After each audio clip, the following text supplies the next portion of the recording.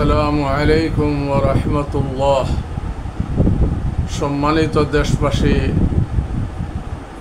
দেশে এবং পরবাসে যারা আমার লাইভ দেখতেছেন, আমি সবাইকে তাহরিকে ইনসাফের পক্ষ থেকে আন্তরিকভাবে মোবারকবাদ জানাচ্ছি। আমি জরুরি লাইভে আসলাম আপনাদেরকে অবগত করানোর জন্য।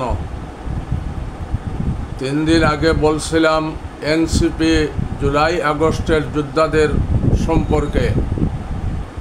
জুলাই আগস্টের যোদ্ধাদেরকে বা এনসিপির ভাইদেরকে বলবো যে আপনারা মেহরবানি করে বর্তমানে পদযাত্রা শেষ করে আপনারা ঢাকায় গিয়ে পৌঁছেন এবং প্রত্যেক জেলায় যে আপনাদের কমিটি আছে, ছাত্ররা আছে, তাদেরকে সবাইকে সোচ্চার হইতে বলেন, সবাইকে আপনার অ্যালার্ট থাকতে বলেন। আর সমস্ত ইসলামী দল এবং ছাত্র শিবির ভাইদেরকেও বলবো আপনারাও একটু সোচ্চার থাকেন।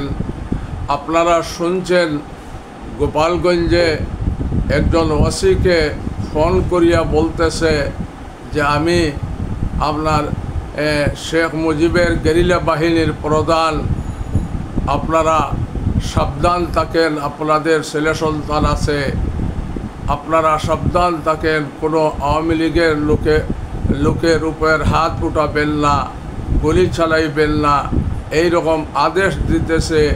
আর ওসি সাহেব আপনার ভয় পাইতেছিলেন। এখন শুনতেছি দেশবাসীকে আবদার করব আপনারা সবাই অ্যালার্ট থাকেন। সরকারকে বলবো আপনারাও অ্যালার্ট থাকেন। এই কয়েকদিনের ভিতরে আগস্টের 10 তারিখের ভিতরে বাংলাদেশে বড় ধরনের একটা অঘটন ঘটতে যাইতেছে। আপনারা হয়তো অবগত আছেন যে শেখ মুজিবের গেরিলা বাহিনীর বাংলাদেশের ভিতরে প্রত্যেক জেলায় আপনার এই গেরিলা বাহিনী অস্ত্রসহ ট্রেনিং দিয়া তৈরি হইতেছে এবং তাদের সাথে বিগত সরকারের পুলিশ এবং বিজেপি এবং কিছু আর্মিও লোক আছে। এরা বড় ধরনের একটা আক্রমণ বাংলাদেশের উপর করার জন্য এবং ভারত থেকে আপনার কিছু গেরিলা বাহিনী মুজিব নাম দিছেন শেখ মুজিব গেরিলা বাহিনী। এটা ভারত থেকেও তারা অস্ত্রশস্ত্র সজ্জিত হইয়া গোপালগঞ্জে ঢুকবে আর গোপালগঞ্জ থেকিয়া সারা দেশে ছড়াইয়া মারাত্মক কোনো দুর্ঘটনা ঘটানোর জন্য এরা প্রস্তুতি নিতেছে। এই জন্য সরকারকে এবং এনসিপির ভাইদেরকে এবং শিবির ভাইদেরকে এবং আপামর জনতাকে বলতেছি, এই 10 থেকে 15 দিন পর্যন্ত এর ভিতরে যে কোনো একটা অঘটন ঘটাইবে, আপনারা সবাই অ্যালার্ট থাকেন। পুলিশ বাহিনী, বিজেপি, আর্মি, আনসার, এরা সবাইকে, ডক্টর মোহাম্মদ ইউনূস সবাইকে সতর্ক করিয়া দেন যে এরা যদি কোনো নাশকতা করতে আসে তাহলে তাদের বিরোধিতা কিভাবে করা যায় এর ব্যবস্থা আপনি আগেভাগে গ্রহণ করিয়া এদেরকে বিতাড়িত করেন। আপনি ডক্টর ইউনূস সাহেব, আপনি আমাদের কথা শুনেন না। আমরা বলছিলাম যে 11 মাস আগে বলছিলাম আপনি 50,000 বাংলাদেশ প্রেমিক আপনার পুলিশ নিয়োগ দেন, এদেরকে দিয়া আপনি কাজ করাইবেন, এরা আপনার কথা শুনবে, এদেরকে দিয়া নির্বাচন করাইবেন। আপনি নির্বাচনের জন্য বলতেছেন এই বর্তমানে যে পুলিশ বাহিনী আছে, বর্তমানে যে আপনার ডিআইজি বা ইউএনএ আছে যাদেরকে দিয়ে, বা ডিসিরা আছে যাদেরকে দিয়ে আপনি নির্বাচন করাইবেন, এরা তো এই পুরানা লোকের পুরানা বোতলের ভিতরে নতুন মদ ঢুকাইয়া আপনার কোনো লাভ নাই। আপনি এইরকমই হবে। আপনি মেহরবানি করিয়া আপনি প্রশাসনকে ঢেলে সাজান আর সাজাইয়া আপনি দেশকে নিরাপদ রাখার চেষ্টা করেন।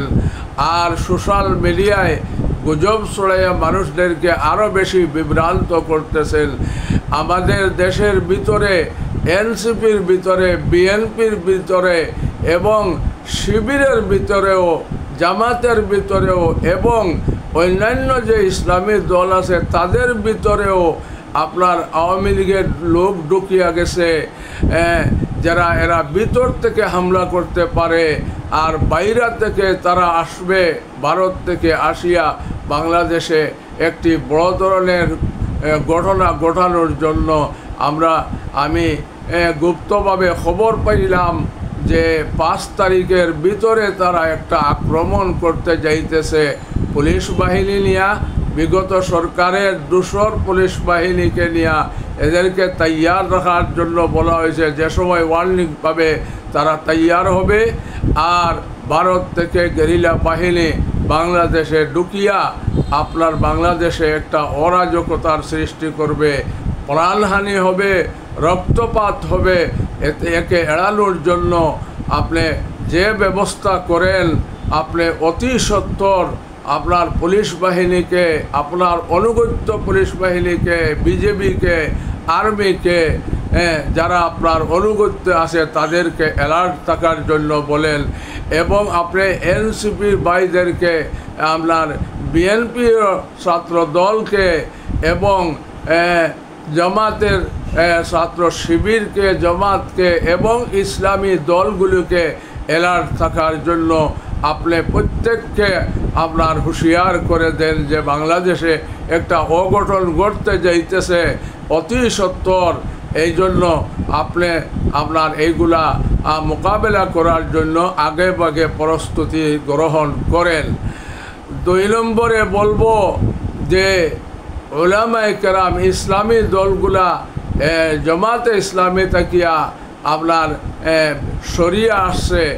আমি আপনাদেরকে অনুরোধ করব আপনারা ঐক্য বজায় রাখেন, জামাতের সাথে আপনারা সম্পর্ক রাখেন, আপনার জামাতের বিরোধিতা করবে না, একত্রিতভাবে আপনার এক মার্কানিয়া আর একটি বাক্সে আপনারা নির্বাচনের ব্যবস্থা করবেন।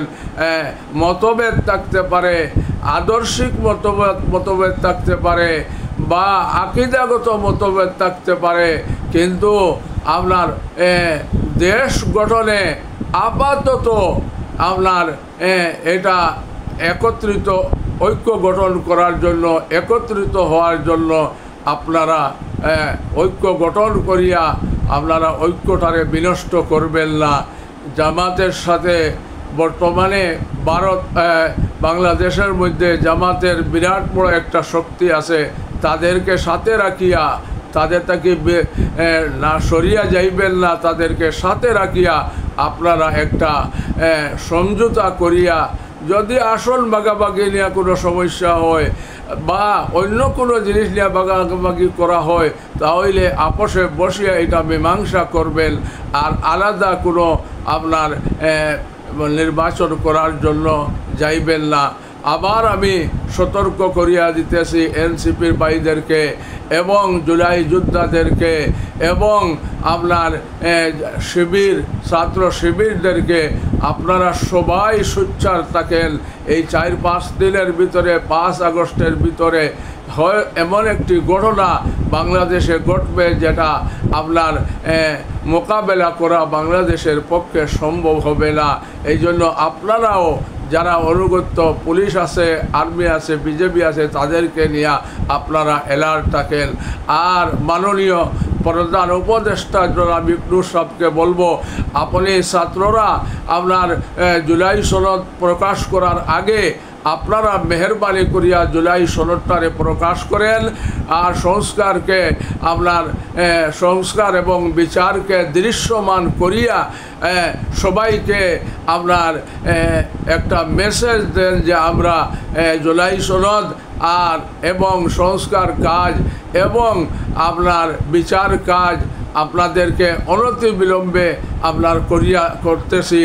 আপনারা আশ্বাস রাখেন, আমাদের উপরে বিশ্বাস রাখেন, আমরা এইটা অনতিবিলম্বে করব ইনশাআল্লাহ।